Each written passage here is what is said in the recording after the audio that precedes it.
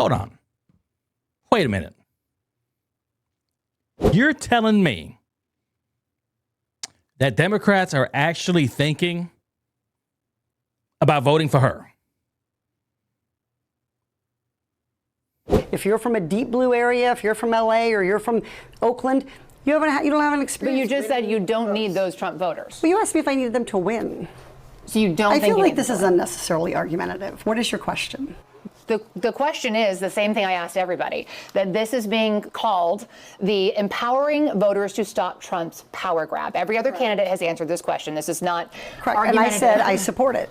So, and the question is, what do you say to the 40% of voters who voted for Trump? Oh, I'm happy to say that. It's the do you need them to win part that I don't understand. I'm happy to answer the question as you have it written, and I'll answer it. And we've also asked the other candidates, do you think you need any of those 40% of California voters to win? And you're saying, no, you don't. No, I'm saying I'm going to try to win every vote I can. And what I'm saying to you is that...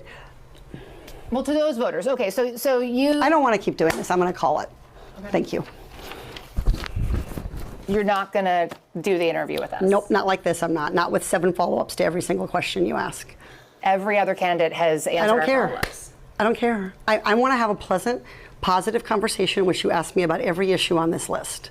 And if every question you're going to make up a follow-up question, then we're never going to get there. So as you saw there, she's running for governor of California. As if California hasn't had its fair share of terrible governors. That was just one clip of her. And if you don't gather what kind of person she is in that one clip, and you still vote for her after this, well, then you kind of deserved it. I guess my question is, though, is like, how does somebody like that ever get voted in?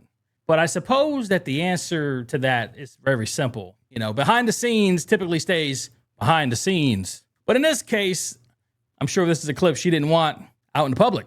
Now, it's all over the place. Can't get away from it. In fact, some people have been digging up other clips to her wonderful personality, such as this. More than 500,000 Californians dying prematurely to air pollution and other problems, and the state could lose. Get out of my fucking shop! My fucking shop! Fucking shop! It's that if we don't make the commitments under the Paris Climate Accord. Okay, it does. Okay, you also were in my shop before that. Stay out of my shop. There she was yelling at one of her staffers, a family member. Not really sure, but the funny part is this person even corrected her, and she didn't really care. She should have cussed at her. You're in my shot. So, again, for those of you in California who are going to be voting for a governor coming soon, maybe don't vote this one in. I mean, you saw what happened last time with Gavin Newsom.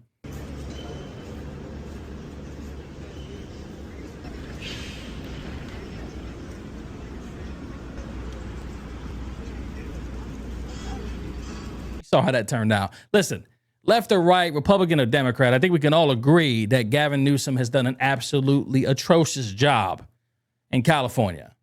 And this person has revealed who they really are before they're even in that office. So you have a head start. You can make an educated decision right now to not vote for this woman and vote for quite literally anyone else. It is a little bit disturbing, though, how this is kind of the crop that the Democrat Party has produced. I mean, think about it. Hear me out. The Attorney General nominee, Jay Jones in Virginia, who's running for Attorney General there, recently just got outed for wanting conservatives and their children, aka little fascists, his words, dead. Outed. Text messages and all. Not only that, he admitted it on television and apologized. Not a single Democrat has condemned him. Not a single endorsement has been pulled. And Nancy Pelosi even went on to say this. There is a Democrat running for Attorney General who's embroiled in a scandal over text messages in which he, the Democrat, said that the GOP Speaker of the House of Delegates should get 2 bullets to the head for how he paid tribute to a former moderate Democratic lawmaker who died. He has apologized. Should he get out of the race? Well, that's up to the people, leaders in Virginia. They have said he has apologized. What I understand is they say that on balance, he's a better person to be Attorney General. That's right. You heard her right. Despite everything that he said, advocating for violence against conservatives and their children, she says that according to the people down there in Virginia, he's still the best option for the job. At what point is the left going to hold themselves accountable? At what point are they going to stand up and hold their own leaders accountable? Because that's what it's going to take if the Democrats ever want a real chance at taking the White House again. Because the people have woken up. The American people have woken up. Droves and droves of former Democrats have either went independent or registered as Republicans in the last 30 days.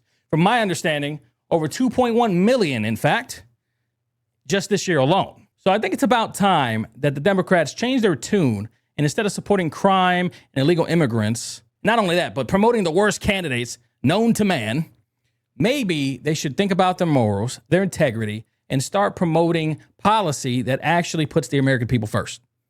Just a thought. I know it's crazy.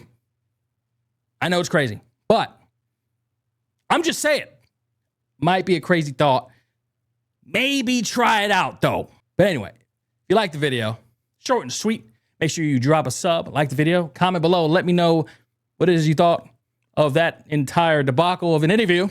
And I'll see you tomorrow live for the Be Better live show. As always, God bless.